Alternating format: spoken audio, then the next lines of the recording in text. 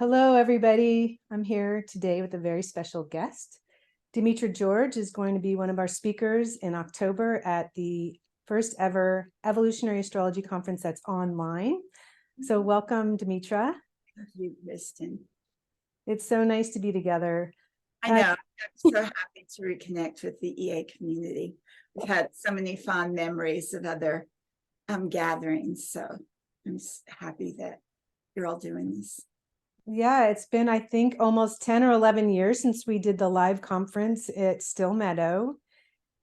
Can you believe that? And you've been a special guest of ours a few times because you are South Dakota. oh, South Dakota too.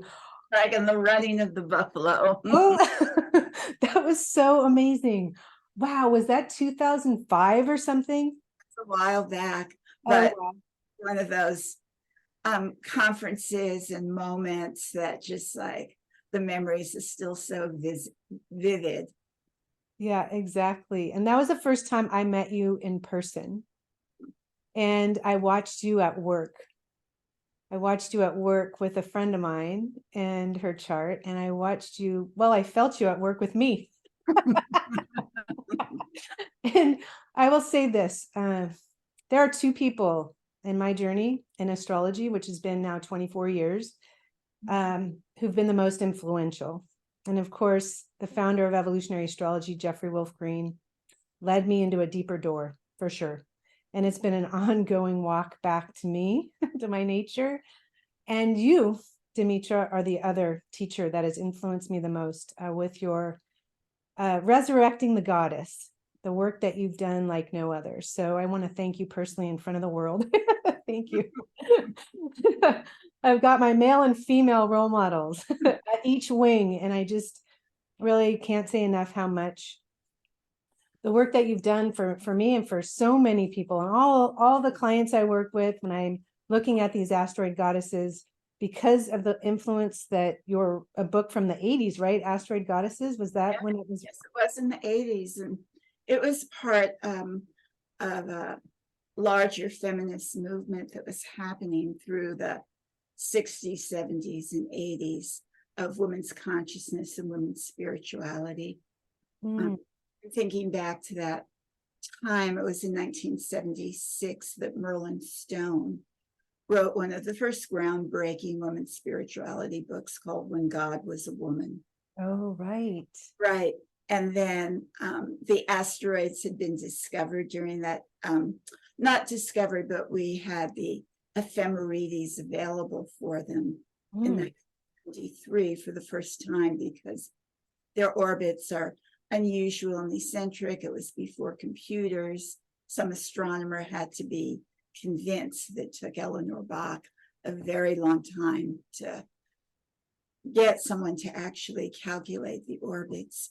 So the asteroid goddesses and the teachings, as I said, were part of a larger trend happening at that time, and sort of a woman's spirit arising. And this was a piece of that. It brought some of those goddess teachings into the hands of astrologers so that there were now astrological symbols to be able to talk about these important concepts that were being raised in the larger culture. So powerful. So in the 80s, I mean, no one was talking about Pluto until Jeff Green landed in this work and brought evolutionary astrology in the 80s. I think that was in the 80s, yes. And you were the only person, to my knowledge, right, talking about the asteroid goddesses. Is that true? Well, no, it's not exactly true. Eleanor Bach was the person, the astrologer from New York City, who first brought forth that material and got the astronomers to calculate the orbits. And then there were some other astrologers, Zip Dobbins, Emily Donath, who were looking at the asteroids in terms of feminine goddess archetypes. So that was already starting at a certain level. But, you know, the astrologers were very dismissive of the whole thing. Like what do we need more planets for to clear up our system, especially like girl named ones? Right? Right. But there were women in the women's spirituality community who had wanted to know about them in their charts that weren't astrologers and would never be astrologers, but they were hungry for the material. And then so working through the grassroots, eventually those people went to their astrologers and said, hey, tell me about that. That's how that began to happen, of the real. So Mhm. the inroads there. Yeah. Yeah, but Jeffrey in the 1980s, he was teaching. I remember seeing him at a couple of events at NORWAC when NORWAC first started. And there was also an event at that time in Southern California. I think it was at the SWAC conference that Carol Tebbs and Roxana Muse were producing. And Jeffrey was a featured speaker then. And that was the time when I first began to see that phenomenal work that he was doing, and the response it had was just, it was so magnetic, and people were just so moved. Mm-hmm. What was your impression of him when you first met him? Well, now I lived in Oregon, and I was, at that time I had come from a hippie commune. Oh, yeah. And he walked in with his big lumberjack workbook boots and his red flannel, looked like he'd just come out of the woods. His hair large and all over the place. This was normal. But we were sitting in an audience of women in high heels and fingernail polish and suit. So it was, definitely he raised some eyebrows, but it was like, oh yeah, this is someone that I totally related to. Oh yeah. Well, you've been a forever friend of EA, and the work that you've done so naturally aligns with what we want to do too, to empower women. And I was just thinking, there's only 2 planets that are considered feminine, right? The moon and Venus, the rest are male. Mhm. And you bring in all the asteroid goddesses, and we've got all sorts of female energy there. Well, not only were the first 4 asteroids named after the major feminine goddesses, Ceres, Juno, and Vesta were the 3 sisters of Jupiter, Neptune, and Pluto, and they were like the royal prince and princesses of the old Titan pantheon. So rank was extremely, it was at the highest. But then in the next century, there were 1,000 more asteroids discovered, and 3/4 of them were named after goddesses from many different mythic traditions. So Wow. this whole rush of celestial feminine energy that came in during the 1800s. But of course, astrologers wouldn't have tables to put them in charts for another century. Wow. So I have to ask you, do you have a favorite? No. You don't have a favorite. My Buddhist training has been develop equanimity. Okay. I'm sure there's some prominent ones in your chart which stand out, but I agree. Times in your life when you're working on different projects, you go through periods where you're especially have a crush on, or happy, or enamored or excited or involved. And then you sort of develop that, and then in true Gemini moon fashion. Oh, but look at moving on to others. What degree is that moon of yours? At 21. Okay. So we have a Jupiter moon conjunction. That's why I'm like, oh, Demetra, my sister. Oh my goodness. Well, when we asked you to speak about the conference coming up in October, the first weekend of October, October 6th through 8th, and we asked, would you please talk about the asteroid goddesses again? I'm sure after all these years, you're like, okay, but what does Demetra do? She comes up with 4 new ones. Yeah. I have never heard anyone talk about them. And I was like fascinated. I can't wait to hear about what you're going to say about these 4. These are pretty much the first. I have alluded to them in the past, but this is the first public teaching, we're going to be focusing on them. Right, exactly. And it is so much, I mean, every one of them feels to me at least about, like, there's stories about the original power that women had in other times. Exactly. And how, especially with, well, all of them, all four that we're doing, Circe, Medea, Hecate, and Medusa. And all four of them have been distorted by classical mythologists who had a power imbalance in favor of men and patriarchal like thinking. But if you begin to scratch the surface, you'll see these were women who had tremendous magical power, and by magic, the power of transformation, of being able to transform one thing into something else. Mm-hmm. And that to the extent that this was seen as frightening, then one of the ways that you separate women from their own sources of power is to say that it is something dangerous or monstrous or unnatural or not permitted. And so it's not only calling back that, but to the extent that evolutionary astrology is about personal transformation into becoming an ever better version of who you inherently are, then having access to archetypes that are really centers of one's own consciousness, whose skill had to do in transformation, and not just like Medusa transforming like people into stone, but what is that a metaphor for?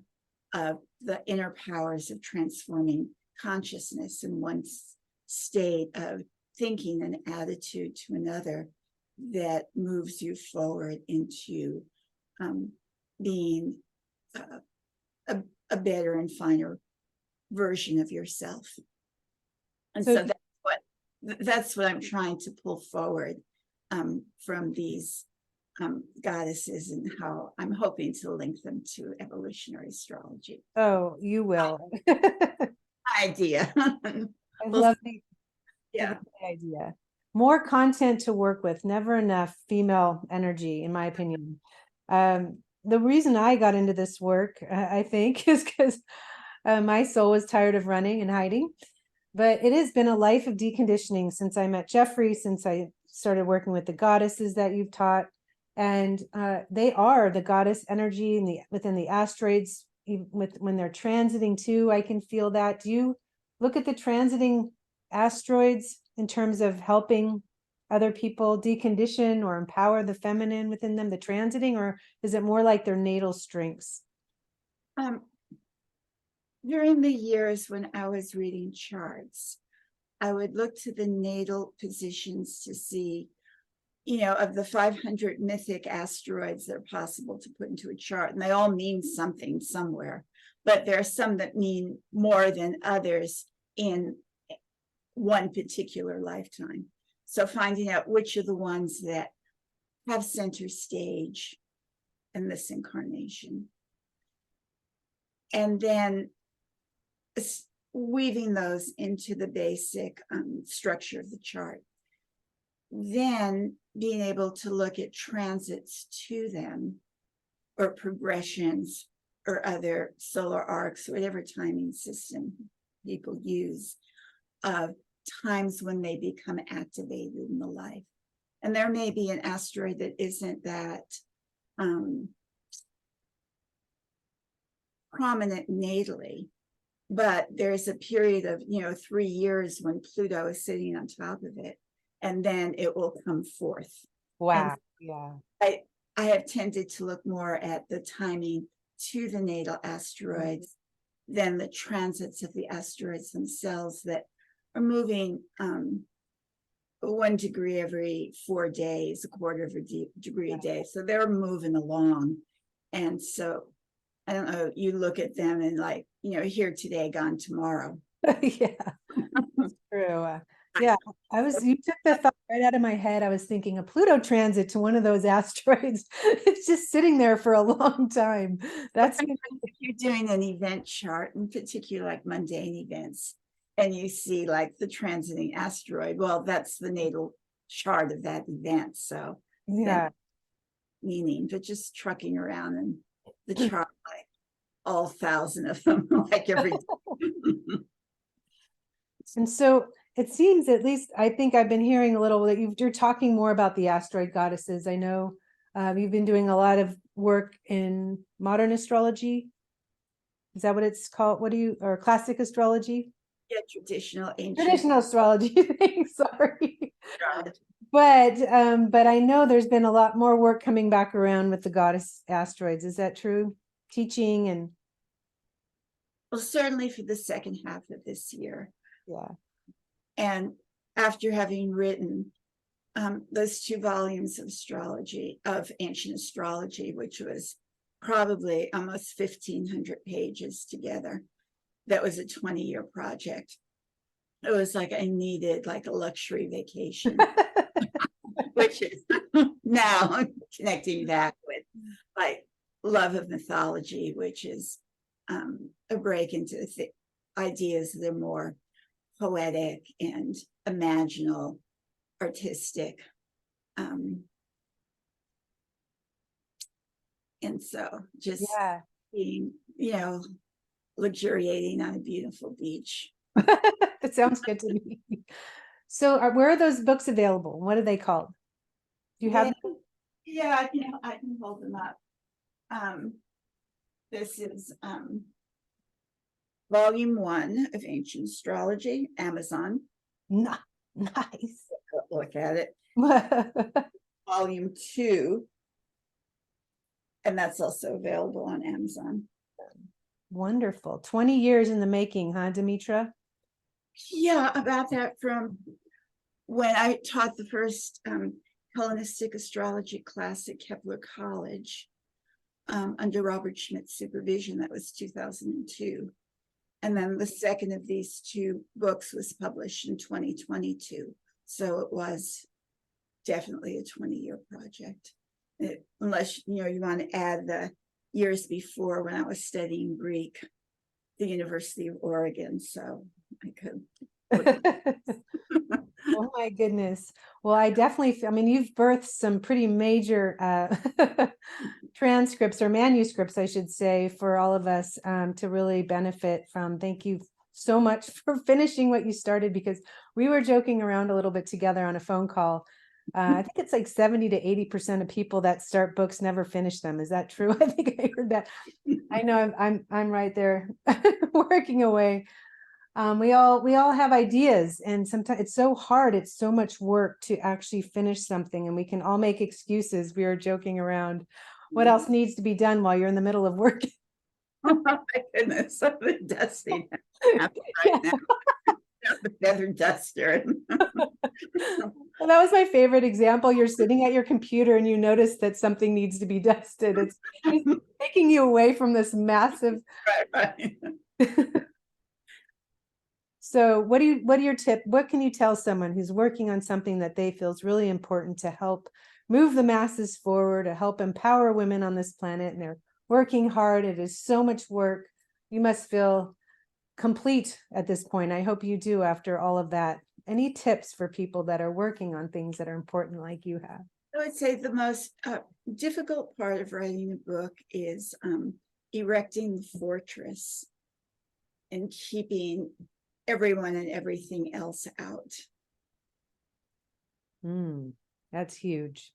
That's huge. And you need that space of focused energy without distractions, that it takes some time to tune into that inner channel where the flow of inspiration is coming from. You just can't like turn it on and there it is full blown. Exactly. It takes a while, and then once it starts happening, you have to give it the time to get the words that are wanting to come out. And if you keep like getting up to dust or answer the phones or do this errand or text your friend or go to Facebook and start scrolling, then like it's not going to happen, because there's a part of the world that abhors you bringing your attention to a focus point and withdrawing it from them. And of course, the children are extremely sensitive to that.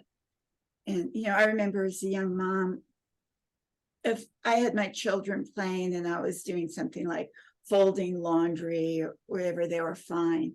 But the moment I picked up a book and started reading, it was immediately they sensed that my attention was no longer on them, and they wanted it. And so that's a metaphor for the whole rest of the world that wants your attention when it feels like you're trying to do something that requires that one pointed focus. And so the writing is being able to build, as I said, build that fortress, get in it for whatever length of time is acceptable. I mean, we all have lives and relationships and children and jobs and everything else, but saying, okay, this is what I'll dedicate, and I'm not going to allow other intrusions. Yeah. And that, I think, is the most valuable piece of information I can give. So and good. because, you know, there's a part of us that wants to be responsive to the rest of our lives. And something always gets sacrificed in a creative process. So when you talk about that creative channel that you tap into when you're writing, and that you are able to find when you can remove the distractions, does it feel like a right brain thing? Does it feel like a higher consciousness thing? It's not left brain, I'm sure.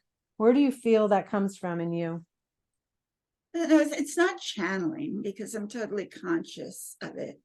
And, you know, I keep writing sentences and crossing them out and rearranging them and moving words around and moving sentences around. And so there's an active participation, but it is a clarity of what it is that you're trying to say. If you have something that you're trying to say, or you're trying to write, and you know what it is, it's a lot easier to write it, as opposed to, I'm not exactly sure what it is I'm trying to say. And then like you're slogging around with all these words and you get lost. And so, and okay, now I'm going off on Oh, this is good. but it's also knowing who your audience is. Perfect. And sometimes imagining those persons sitting in front of you, and you're just trying to explain it to them. And that can be something that helps you find your voice in your words. That's excellent advice. Yeah. You know what, for me, oh, go ahead. No.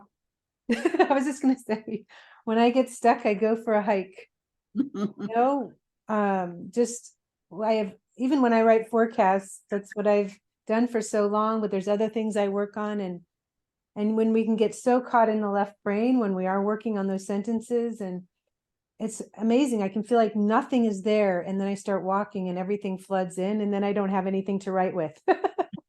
And I'm convinced when I get back home, it's going to be all gone, right? There's something about just letting go and allowing those doors to open. And so does it come in while you're sitting down, or are you walking? When do these, I guess, creative bursts come in for you? Generally, the first hours of the day after I've gotten up and gotten dressed and eating breakfast, then the next 2 to 3 hours are really good hours. And so I try to be protective of them to the extent I can. And I'll often work past that window, and then it's like a lot more difficult. So there's, and you know, for different people, it might be different times, but locating when it is that you have that clear mind, and then being able to cordon that off in your life. And just like, you know, don't make appointments. Right. So would you say noon is the not top end of that window? I would say probably now that I'm not getting up early to do readings anymore, I allow myself to wake up whenever my body wants to wake up. But I would say generally 10 to 1. That's your window. That's your, Right. And then I will often work longer than that, but the best work comes out then. that's the same time frame for me as well, when my energy's right where I want it. So do you have any more books in you, or do you feel like you just want to teach what you've written? I hope, I mean, there are many more books in me, but I hope that I don't feel driven to have to write them. Yeah, I agree. You've just brought so much here for all of us already. And I'm so excited to hear what you have to say in October. You always keep a lot under your vest until you're ready to share it. You always surprise us with something wonderful. And I remember even at the last conference in 2012, I think it was, I'm still pulling from content when you were talking about Pallas Athene in particular. That's been a big one. I see her so much as a messenger, right? A warrior, a messenger. And so I'm still, after all these years, remembering things you shared at that conference. So I'm so looking forward to what you're going to share with us here in October. Is there any other pearls you want to kind of, I don't know, share with us before that event about that talk? Well, I'm curious to what extent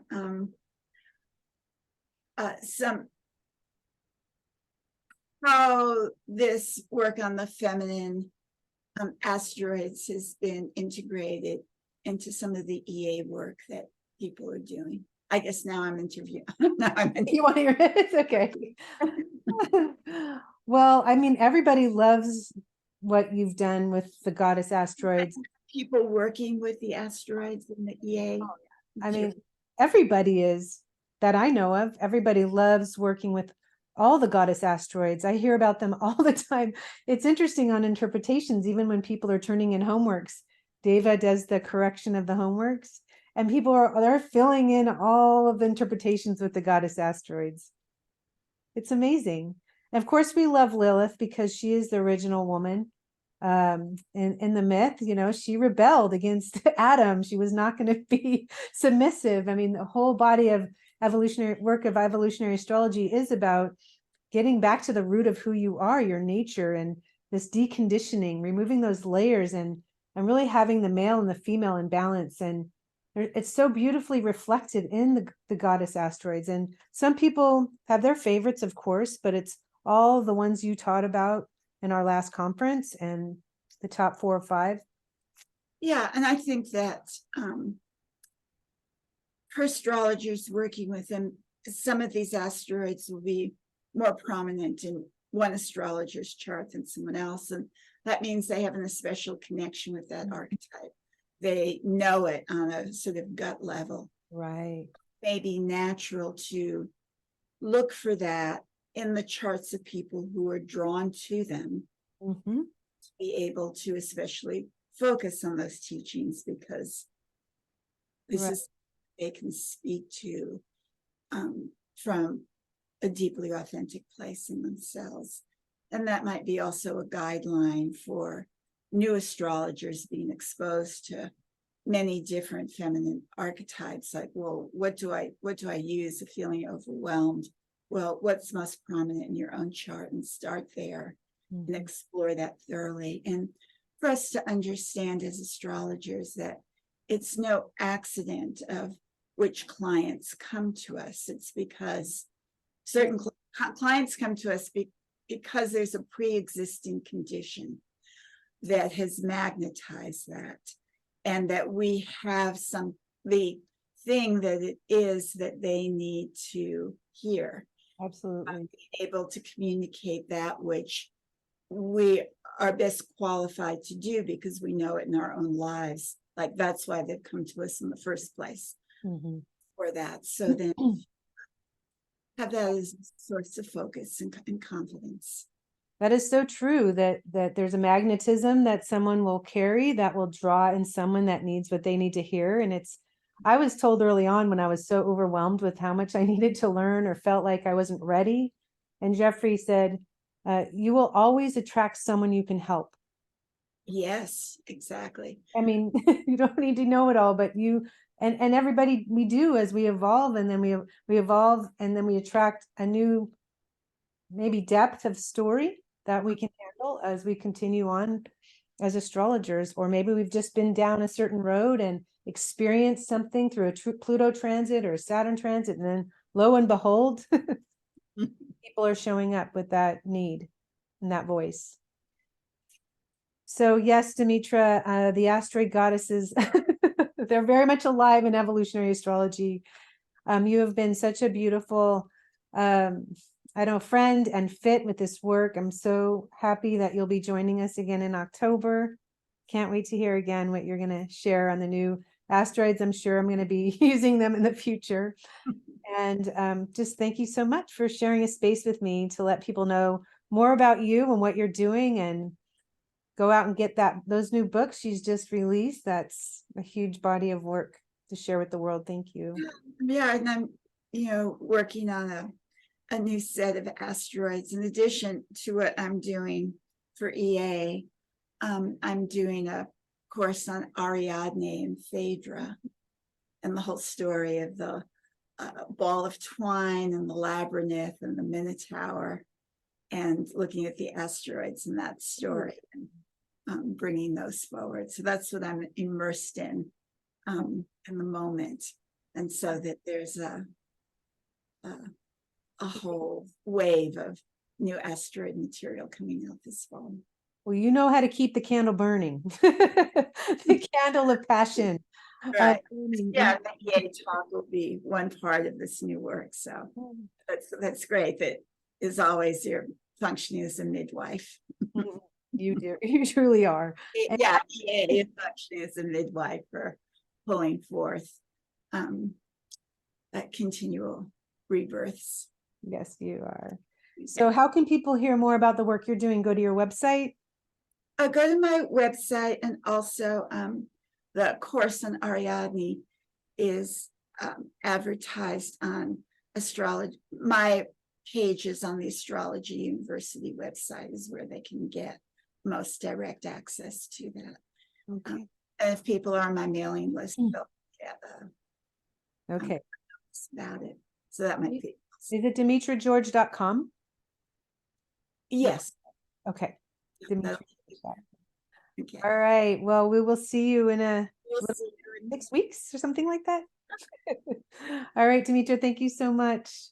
Bye, Kristin. Namaste. Take care.